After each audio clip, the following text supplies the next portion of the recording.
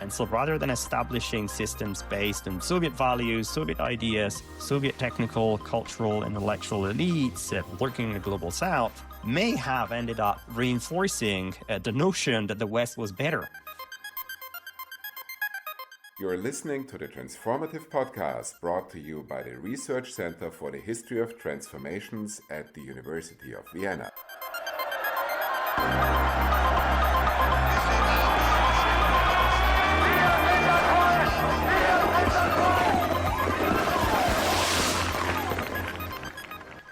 Hello and welcome to the Transformative Podcast with me, Rosamund Johnston.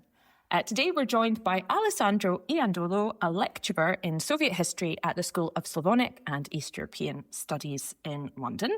And he's also the author of the multiple award-winning book, Arrested Development, the Soviet Union in Ghana, Guinea and Mali between 1955 and 1968. So Alessandro, thank you very much for joining us today. Thank you for having me. So this is the second time we have had you at RECET. Recently, you were here a couple of weeks ago to give a talk at our institution where you were talking a little bit about how you'd been rethinking solidarity, the term solidarity and practices of solidarity between the Soviet Union and the Global South since you wrote Arrested Development. So I wanted to open by asking you how specifically and then what prompted this rethink. About solidarity in the book, in Arrested Development, I don't use the word solidarity much at all. And that's not because it's a bad word or something, but because the people involved, my actors, didn't really use it very much, at least at the beginning. So for the first few years of interaction, cooperation between the Soviet government and the governments of Ghana, Guinea and Mali, state officials on both sides, they preferred to stick to expressions like cooperation or collaboration. All sides at the time, they had an interest in presenting their relationship as more or less built on an equal basis, equal partners. A few years later, when this relationship had soured, then state officials, and again on all sides, interestingly, they started to use a vocabulary that sort of made, I would say, the power imbalance a bit more obvious, and solidarity might be part of it. But thinking more in general, many scholars, they've pointed out how sort of alleged solidarity between the Soviet state and other states was hiding, what in fact were exploitative, extractive, at the very least unequal exchanges. The concept itself of solidarity can be built on inequality. Someone or something needs to be in a dominating position to be able to sort of offer solidarity or help to something or someone who's in a situation of need or distress. And I don't know to what extent that the sort of Soviet solidarity or collaboration with the outside world was a product of a willingness to help or a willingness to dominate. I'm not sure the two can be disentangled in any sort of meaningful way. But what I'm trying to do now is explore a little bit more in detail how collaboration/solidarity worked on the ground, looking at everyday interactions between Soviet individuals, Soviet institutions, and their co-workers, colleagues in what we tend to call the Global South. I'm interested in reflecting on the type of hierarchies that inevitably were created in the workspaces that they shared. So that was something I did want to ask you more about, because when you spoke to us, you kind of presented two camps of this literature. On the one hand, there was a literature stressing the kind of solidaristic component to these relations. And on the other hand, there was this literature stressing the imperial or kind of empire building interpretation of the same relations. So I did want to ask, as you maybe kind of rethink your relation to maybe this concept of solidarity, do you find yourself moving the other way and closer to this empire camp? And do you ultimately find this a helpful way of looking at those relations historically? And then perhaps I did want to bring it into the present and ask about, for example, relations between the Russian Federation and some of those same countries today. Is empire at all helpful here, or does it still continue to actually obscure more than it reveals? Yeah, that's a great question. And both of those literatures are, and I mean, separating them sort of in very neat ways is, again, impossible because, I mean, the two concepts are impossible to separate. But certainly some scholars, they've highlighted, paid more attention to aspects such as, the creation of meaningful networks, the emergence of important ideas, the sort of desperate fight against oppression, that part of the global South and the socialist world, including the Soviet Union, very often shared. And that is a very important literature covering very important aspects. At the same time, other scholars, other historians and beyond, they focused on how sort of unequal those exchanges were, on how sort of exploitative and extractive they could be, and brutal discrimination often sort of accompanied solidarity very, very often. And this is sort of equally important and meaningful. They've also highlighted sort of the servility of the socialist world toward sort of capitalism, to put it simply, and this is an equally meaningful and important literature. Where I fall in this somewhat artificial divide, because once again the two things go together, is a bit difficult to say. Empire is a really great category of analysis, but it is also, for historians at least, but it is also a very loose one. Anything can be an empire, which on one hand shows the extent to which sort of power imbalance is a factor in social life, but on the other hand, it sort of risks kind of diluting the power of the category of analysis itself, and also diminishing the sort of horrors of imperial domination. So how to navigate that? In my specific case, I try and look at the Soviet state, Soviet society, Soviet people, their interactions with states, individuals, societies in Africa, Asia, Latin America, and think about the extent to which this could be constructed as an empire. My preliminary answer, this is the very beginning of a complicated and long project, and it will take me a long time, and I'm sure there'll be very important changes. But sort of where I'm standing right now, my preliminary answer is that fundamentally this was not an empire, and that's because the Soviet structures and people involved lacked the discursive means to create an empire.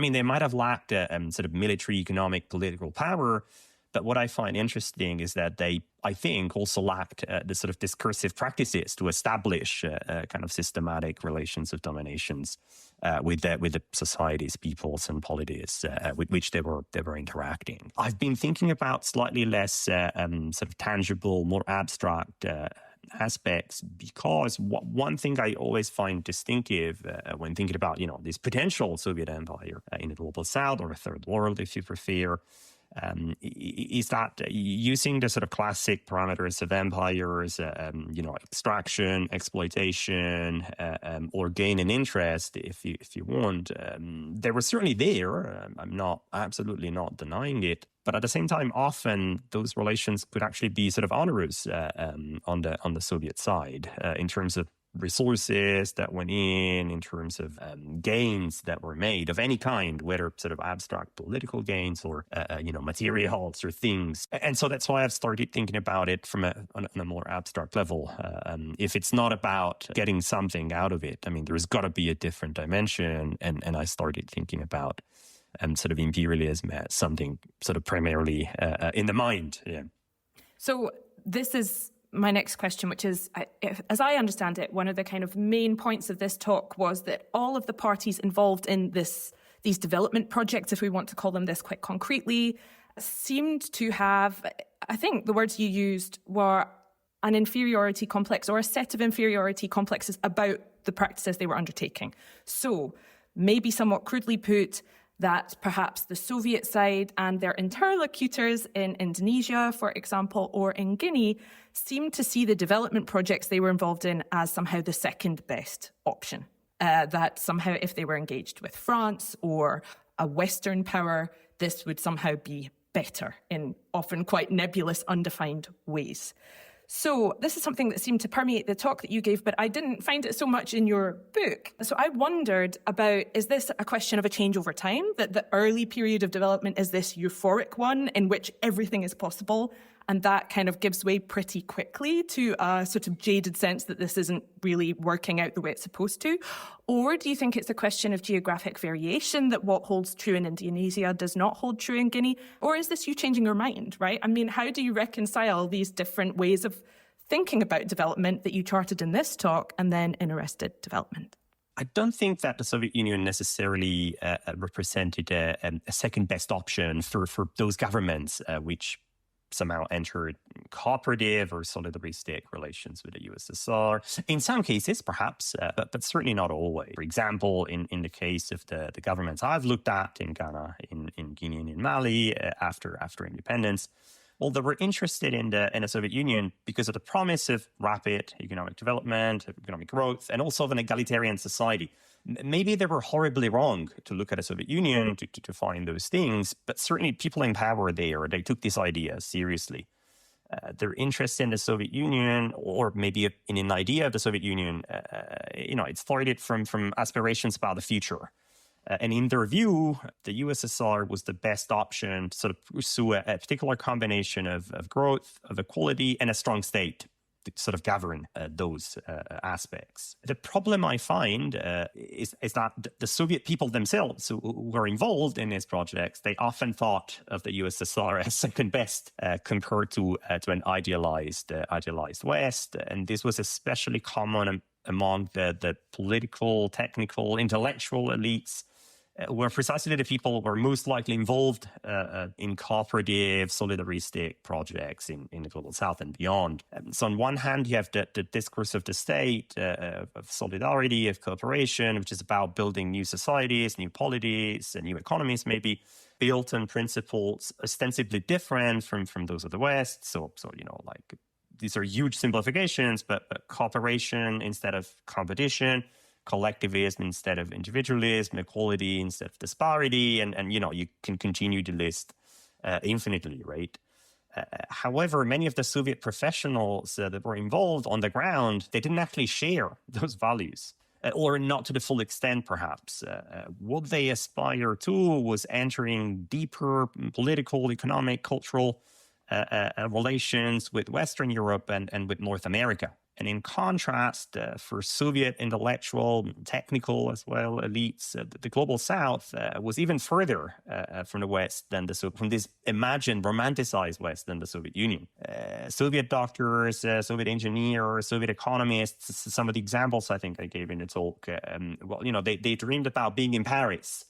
But they found themselves in Jakarta, in Conakry, in Havana. And some of them certainly found something to like in these places. I mean, this is not a generalizable even experience, but many remained sort of enamored of the West as they imagined it, as a consequence dismissive of anything else, be it, the Global South or the Soviet Union itself. That's how I see sort of the tension there. Which leads to a question about the second pillar of your talk, which was about the state. And you said you were also kind of rethinking the role of the state in all of the above. So there you kind of sketched it a little bit, that the state might have one rhetoric, which is quite different perhaps from that of its citizens. But I suppose, can you talk us through more a little bit, like how you're rethinking, I suppose, the importance of the state in all of this? So in my book, I look at the Soviet state, its engagement with sort of newly established states in West Africa. One of the points I make in the book is that the type of sort of economy that they imagined was distinctive in mixing sort of different traditions, stressing the role of public investment and collective management of sort of productive activities, a certain degree of centralized planning. I mean, to an extent, limited, but still there. And these are tools that, of course, states around the world and across history have been using, and they're not especially socialist. I mean, not at all. There's very many systems different from sort of socialism as we understand it, made extensive use of these same sort of tools. However, Soviet West African officials, what they wanted were economic systems free from foreign private enterprise, especially when it was tied to the former colonial powers for understandable reasons. And with sort of local for-profit enterprise limited to either to a combination of very small businesses and larger cooperatives, which I find a sort of a distinctive, interesting model to think about. Rethinking the role of the state, there is a contrast, I think, between sort of the system and what the system is ostensibly trying to do, for better or worse, and what many of the crucial individuals and structures in the system are doing. And I think, for example, Susan Reed examines this very well in her work on the American National Exhibition in Moscow in 1959. It's not necessarily that Soviet citizens were blown over by American consumerism and all those nice objects. The problem, if you want, is that they lived in a system which insisted on using ideas and parameters established in the West as the benchmark. The point of the Soviet state was catching up and overtaking this imagined romanticized West. And so by necessity, while entering somewhat competitive relationships, they also admitted, acknowledged, reinforced the idea that the West was ahead and that was the model to aspire to. Okay, and final question. Going back to, you just touched upon it again there, this sort of perhaps inferiority complex or this benchmark of an imagined West that's somehow further ahead. To what extent, because it came out in your talk that this seemed to be in some senses ingrained within kind of Soviet education of third world elites, undertaken in Moscow and in a range of other Soviet cities at the time.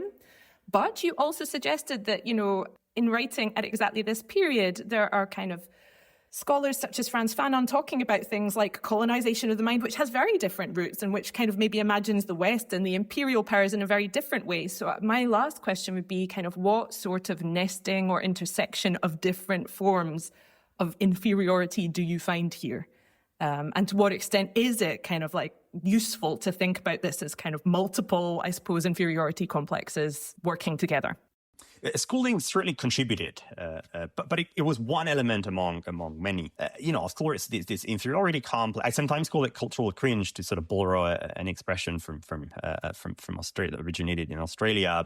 Some people really don't like it, so I'll stick to inferiority complex toward the West. Obviously, it has a very long history in the Soviet Union and before the Soviet Union in the Russian Empire. A very, very long and important history, which has really shaped intellectual life in the empire, in the USSR, in very profound ways.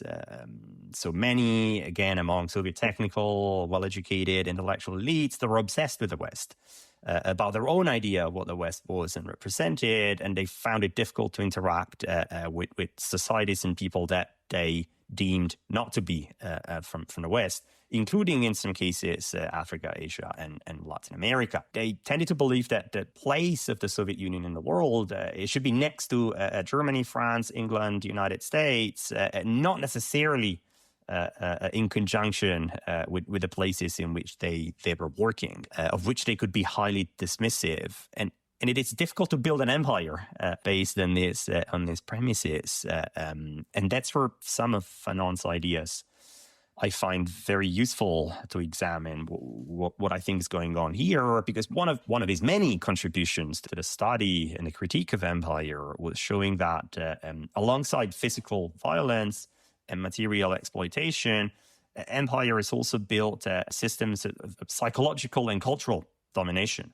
So the idea that the society, that the culture, if you want, of the colonizers was supposedly inherently superior to that of the colonized, there was a fundamental pillar of imperial systems, and it was a pillar that was maybe especially difficult to destroy, because things like local government, the education system, the healthcare system, the schooling system in a colony, they were built around the idea that their equivalents in the metropole were the ideal form, the best possible benchmark, and that the colonial power was the ideal polity, the best culture, the smartest people, the greatest history, the best literature, and so on. And these are ideas that can survive very long after the achievement of independence. So a state can be independent, but its institutions are still modeled on those of the former colonial power. Schools in the new state, they still follow the curricula designed in the former metropole. The intellectuals, the artists of the new state, they still stick to models and forms that were established in the former colonial power. And that's how this colonization of the mind allows empire to survive the Declaration of Independence, right? In a way, you could argue it's a deeper form of domination than, in inverted commas, simple violence and exploitation. But looking at Soviet interactions with state societies, individuals in Africa, Asia, and Latin America, I'm not sure there was much of this colonization of the mind. There were certainly attempts at it, perhaps even successful in some cases, if we can even use the word successful in this context. But overall, my impression really at this point is that Soviet efforts were half-hearted in this field. And that's not because, Soviet people or Soviet institutions were better than their equivalents in France or England or the US. Not at all. It doesn't mean that they did not aim to build sort of systems of domination. The problem is that they often believed that the empire of the West was better than their own empire. And so rather than establishing systems based on Soviet values, Soviet ideas in a dominating position, Soviet technical, cultural, intellectual elites, political elites working in the global South may have ended up reinforcing the notion that the West was better, which was, of course, already very widespread among the elites of Africa, Asia, and Latin America at the time. Alessandro, thank you very much for just sort of showing us how your thinking is moving. And thank you very much for speaking to us at such length today. Thank you for listening to the Transformative Podcast, and join us next time for another episode.